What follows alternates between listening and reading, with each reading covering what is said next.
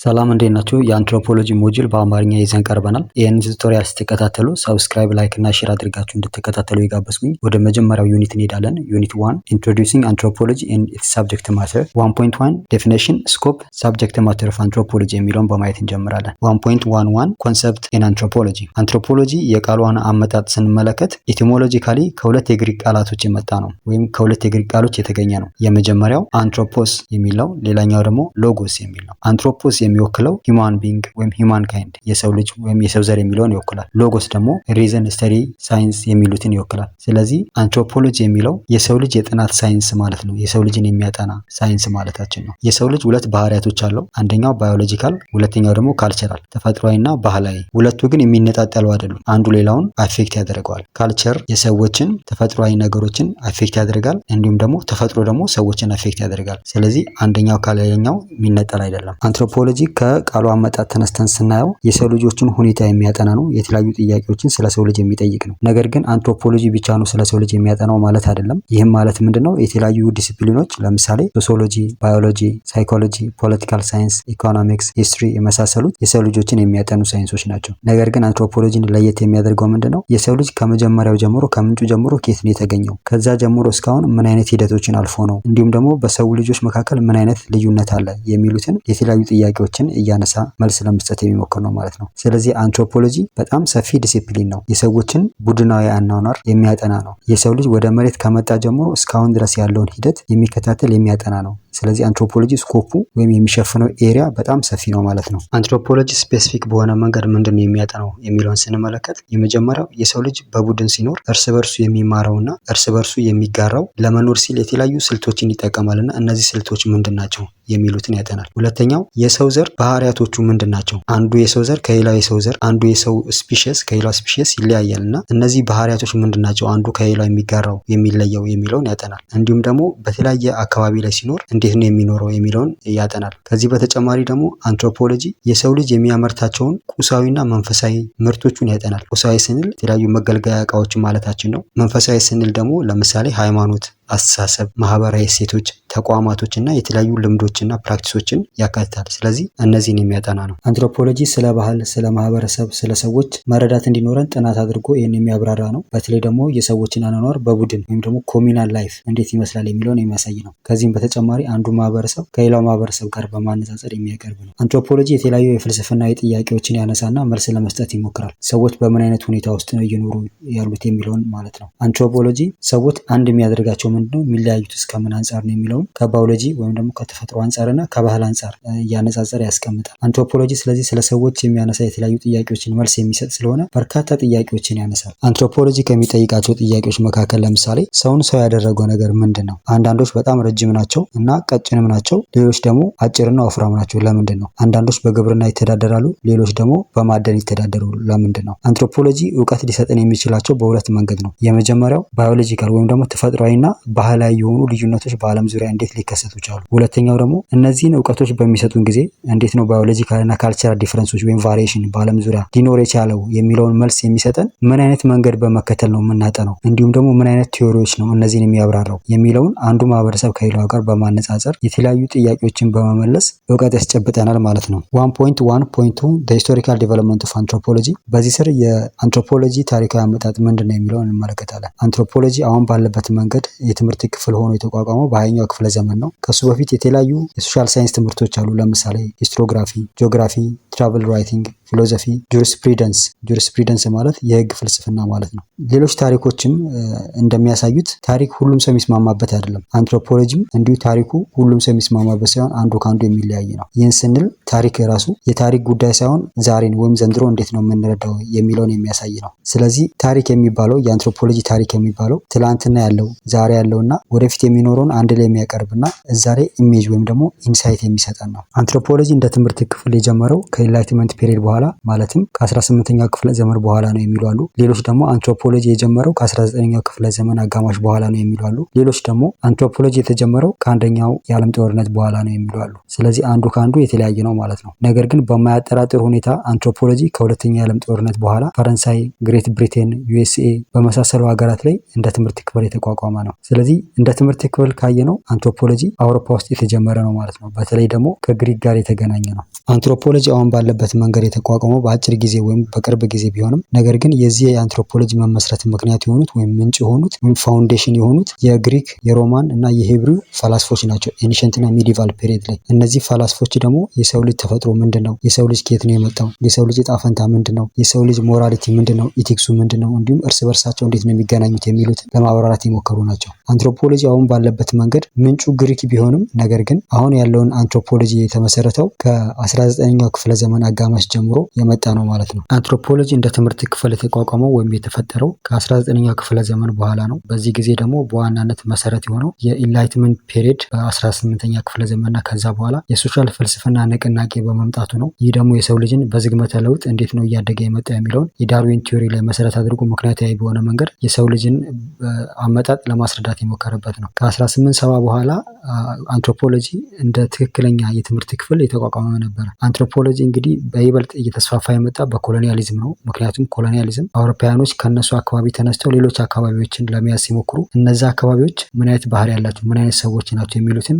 በማጥናት ነበር የጀመሩት። ስለዚህ በዚህ መንገድ አንትሮፖሎጂ የትምህርት ክፍል ሆኗል ማለት ነው። በመጀመሪያዎቹ ዘመኖች አንትሮፖሎጂ ስራውን ያገኘው ሙዚየም ውስጥ ነው። በተለይ ከ1870 1880 በኋላ የተለያዩ አካባቢዎች ለምሳሌ አውሮፓ፣ ኖርዝ አሜሪካ፣ ሳውዝ አሜሪካ ውስጥ ሙዚየም ውስጥ ትልቅ ስራ ይሰራ ነበር። አንትሮፖሎጂ በመጀመሪያዎቹ ወቅቶች የሚያጠናው ትናንሽ ማህበረሰቦችን፣ የቴክኖሎጂ ርቀት የሌላቸውን ትራዲሽናል ሶሳይቲ፣ ነን ኢንዱስትሪያላይዝ ሶሳይቲ፣ ሲምፕል ሶሳይቲ በመባል የሚታወቁትን የሚያጠና ነው። በ1900 ወይም ደግሞ በ20ኛው ክፍለ ዘመኑ መጀመሪያ አንትሮፖሎጂ ማህበረሰባዊና ባህላዊ ልዩነቶች ምንድን ናቸው በሰው ልጆች መካከል የሚለውን የሚያጠና ነው። ለምሳሌ ከአውሮፓ ውጭ የሚኖሩ የተለያዩ የሀገር በቀል የሆኑ ማህበረሰቦችን የእነሱን አኗኗር የሚያጠናና ዶክመንት አድርጎ የሚያስቀምጥ ነው። የዚህ አይነት አጠናን ስልት ኢትኖግራፊ ይባላል። ነገር ግን ከ20ኛው ክፍለ ዘመን አጋማሽ በኋላ ግን የሰው ልጅን በሙሉ የሚያጠና ነው። የሰው ልጅ ባህሪያቶቹ ምንድን ናቸው፣ ስነ ልቦናው ምንድን ነው የሚለውን የሚያጠና ነው። ይሄ ደግሞ ኢትኖሎጂ በመባል ይታወቃል። ስለዚህ የሰው ዘርን ከጊዜ አንጻር፣ የሰው ዘርን ከቦታ አንጻር የሚያጠና ነው። ስፔሲፊክ ያልሆነ ነው ማለት ነው።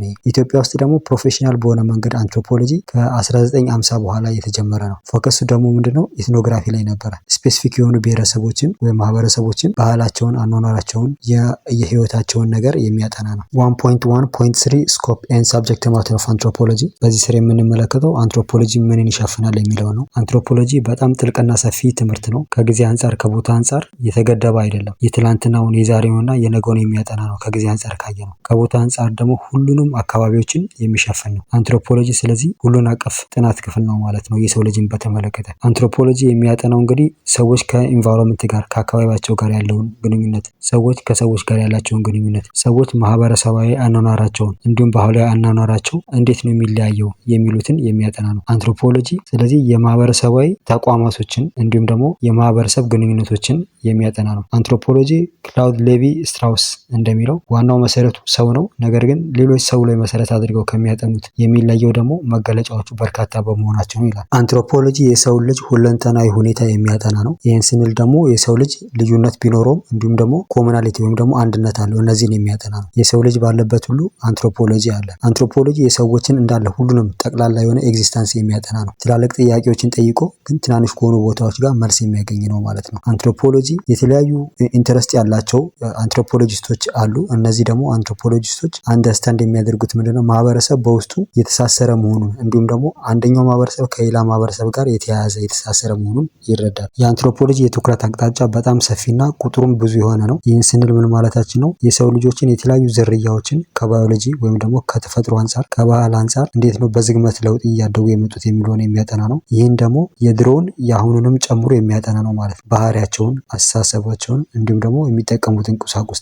ስለዚህ አንትሮፖሎጂ በቀላሉ ምን ልንለው እንችላለን ማለት ነው? ስለ ሰው የሚያጠና ነው ማለት ነው። 1.2 ፊልድስ ኦፍ አንትሮፖሎጂ። በአንትሮፖሎጂ ውስጥ የሚጠኑ የተለያዩ የጥናት ዘርፎች ምንድን ናቸው የሚለው እንመልከት። ቀደም ሲል እንደተመለከት ነው አንትሮፖሎጂ በጊዜና በቦታ የተገደበ አይደለም። ከዚህ ጊዜ በቀር ወይም ከዚህ ቦታ በቀር የሚባል የለም። ሁሉም ቦታ ሁሉም ጊዜ በአንትሮፖሎጂ የሚጠና ነው አንትሮፖሎጂ። ስለዚህ እንደ ባህር ጥልቅና ትልቅና ሰፊ ነው ማለት ነው። ነገር ግን በአራት እንከፍለዋለን። የመጀመሪያው ፊዚካል ወይም ደግሞ ባዮሎጂካል አንትሮፖሎጂ፣ ሌላኛው አርኪኦሎጂ፣ ሶስተኛው ሊንግዊስቲክ አንትሮፖሎጂ፣ አራተኛው ደግሞ ሶሾ ካልቸራል አንትሮፖሎጂ በመባል ይታወቃል። እነዚህን ደግሞ አንድ በአንድ እንመልከታቸው። 1.2.1 ፊዚካል ኦር ባዮሎጂካል አንትሮፖሎጂ። ፊዚካል አንትሮፖሎጂ የሚባለው ከናቹራል ሳይንስ ጋራ የሚዛመድ ነው፣ በተለይ ደግሞ ከባዮሎጂ ጋራ። ለዚሁ ነው ባዮሎጂካል አንትሮፖሎጂ የሚባለው። የፊዚካል ኦር ባዮሎጂካል አንትሮፖሎጂ ባህልና አካባቢ እንዴት ነው የሰዎችን ባዮሎጂ አፌክት የሚያደርገው የሚለውን የሚያጠና ነው። ሂውማን ባዮሎጂ የተለያዩ የሰዎችን ባህሪ እንዴት ነው አፌክት የሚያደርገው የሚለውን ያያል። ለምሳሌ ትላልቅ ሰዎች ለምሳሌ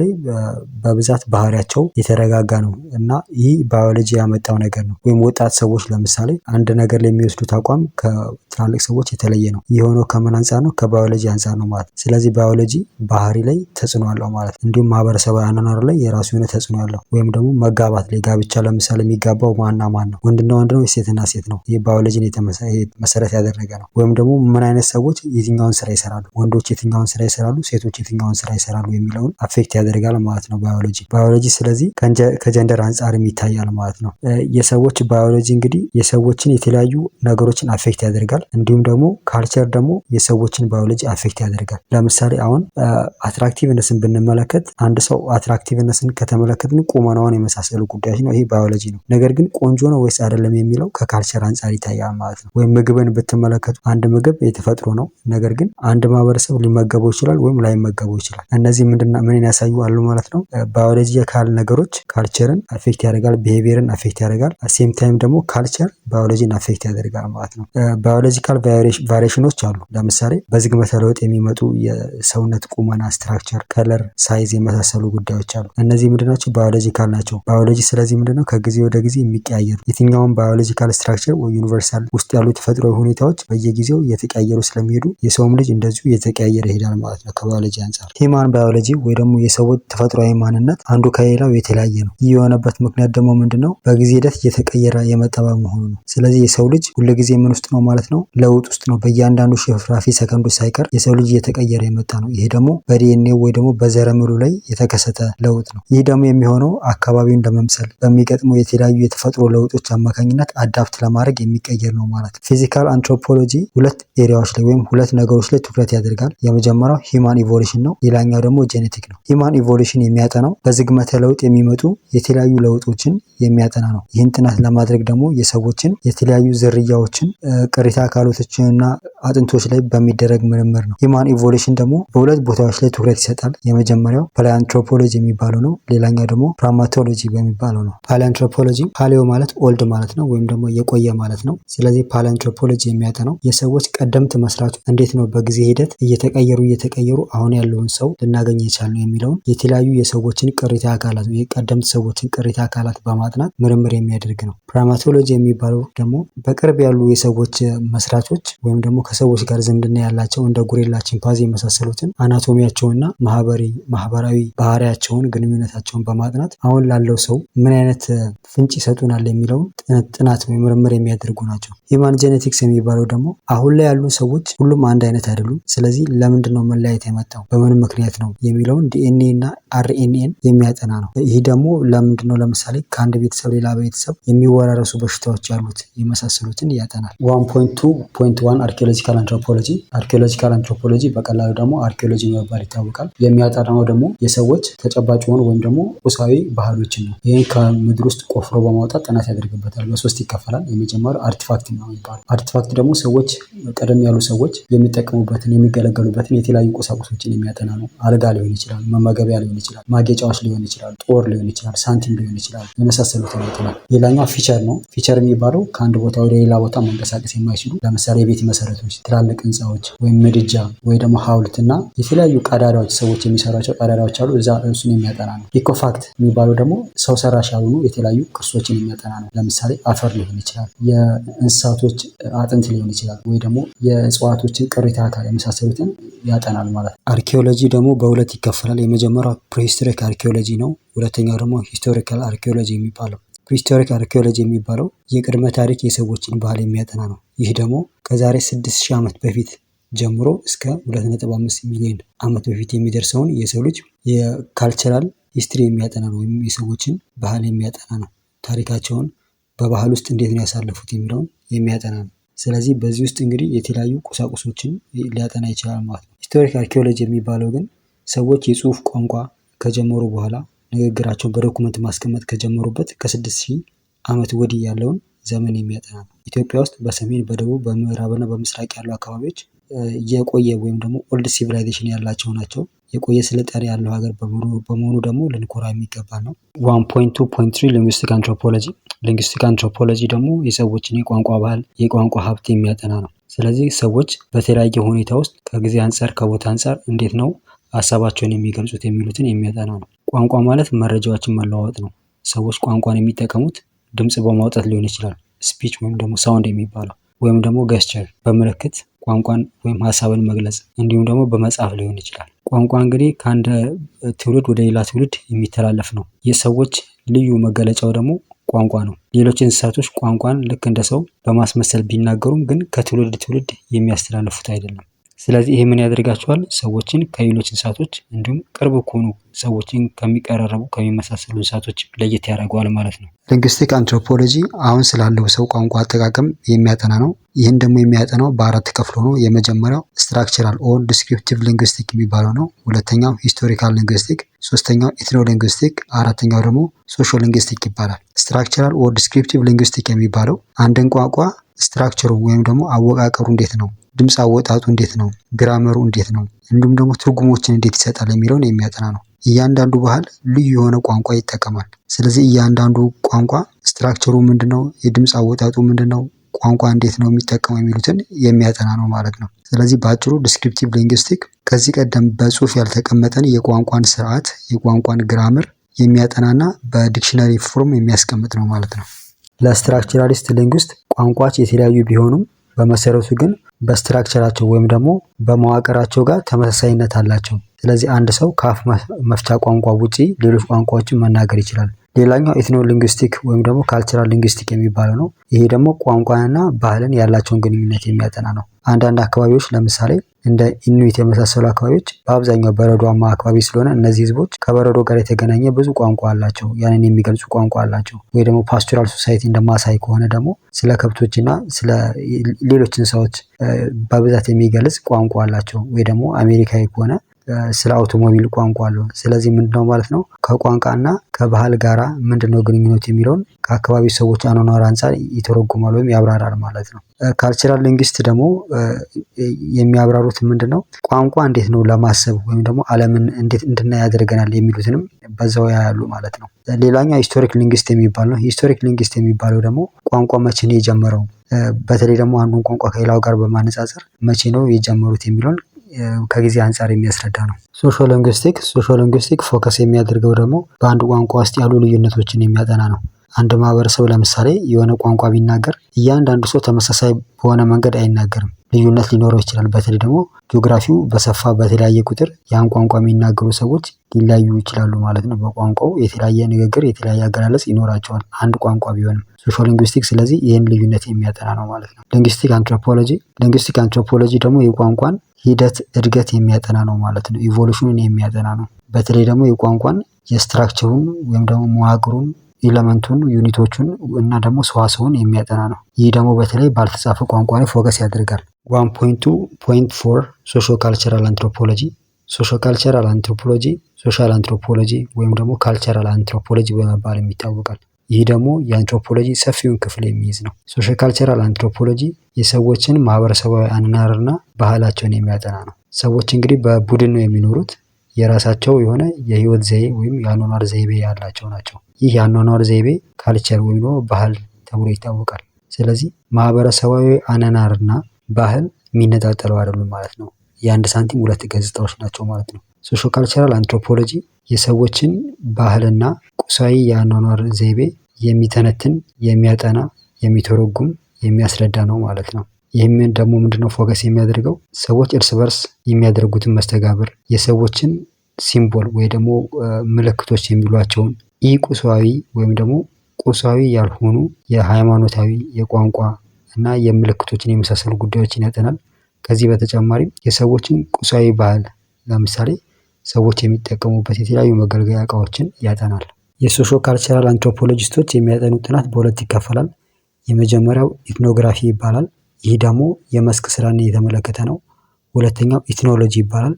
ይሄ ደግሞ የአንድን ማህበረሰብ ባህል ከሌላ ማህበረሰብ ባህል ጋር በማነጻጸር የሚቀርብ ነው። በዝርዝር ስንመለከታቸው ኢትኖግራፊ የሚባለው የአንድን ማህበረሰብ ሰፋ ባለ ሁኔታ ዝርዝር ሁኔታዎችን የሚያቀርብ ነው። ይህን ደግሞ የሚያደርገው የማህበረሰቡን አኗኗር፣ አለባበስ፣ አመጋገብ እንዲሁም ደግሞ የእምነቱን፣ ኢኮኖሚ አክቲቪቲዎቹን፣ የፖለቲካ አክቲቪቲዎቹን እንዲሁም ደግሞ የሃይማኖትን በማየት የሚዘረዝር፣ የሚያብራራ፣ የሚተነትን ነው ማለት ነው። ይህ ደግሞ በጣም ሰፊ ጊዜ የሚፈልግ ስለሆነ 1 ዓመትም 2 ዓመትም ከዛም በላይ ሊወስድ ይችላል።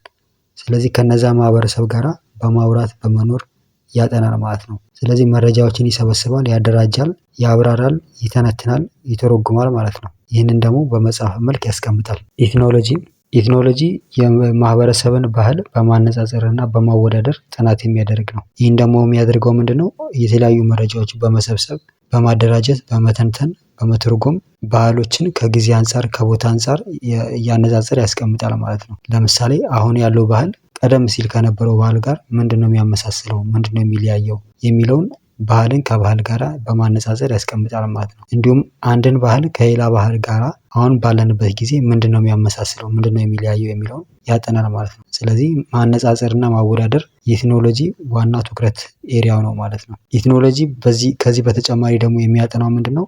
ጠቅላላ የባህል ፕሪንሲፕል ወይም ደግሞ መርሆች ምንድን ናቸው? አንድ ማህበረሰብ የሚመራበት መርህ አለው። ይህ መርህ ደግሞ የሰዎችን ባህሪ የሚመራ ነው። እሱ ምንድን ነው የሚለውን ያጠናል። ኢትኖግራፊ እና ኢትኖሎጂን በቴብል ልዩነታቸውን ብንመለከት ኢትኖግራፊ ፊልድ ላይ ከሚሰበሰብ ወይ መስክ ላይ ከሚሰበሰብ ዳታ ላይ የሚመጣና እዛ ላይ የሚመሰረት ነው። ኢትኖሎጂ ግን ሌሎች ከሰበሰቡት ዳታ ላይ መሰረት አድርጎ የሚሰራ ነው። ኢትኖግራፊ በአብዛኛው ዲስክሪፕቲቭ ነው ወይም ደግሞ አንድ ነገር በኦብዘርቭ አድርጎ የሚገልጽ ነው። ኢትኖሎጂ ደግሞ ሲንተቲክ ነው። የተሰበሰቡ ዳታዎችን መረጃዎች ላይ መሰረት አድርጎ አዳዲስ ኢንፎርሜሽኖችን ለማምጣት ነው።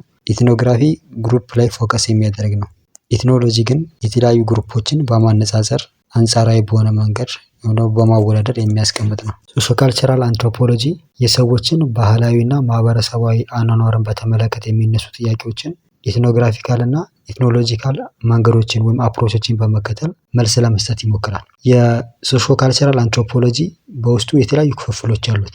ለምሳሌ አንትሮፖሎጂ ኦፍ አርት፣ ሜዲካል አንትሮፖሎጂ፣ አርባን አንትሮፖሎጂ፣ ኢኮኖሚክ አንትሮፖሎጂ፣ ፖለቲካል አንትሮፖሎጂ፣ ዲቨሎፕመንት አንትሮፖሎጂ፣ አንትሮፖሎጂ ኦፍ ሪሊጅን፣ ዲሞግራፊክ አንትሮፖሎጂ፣ ኢኮሎጂካል አንትሮፖሎጂ፣ ሳይኮሎጂካል አንትሮፖሎጂ፣ ኢትኖሞሶሎጂ በመባል የተለያዩ ክፍሎችን ይዟል። እነዚህ ደግሞ አፕላይድ አንትሮፖሎጂ በመባል ይታወቃሉ።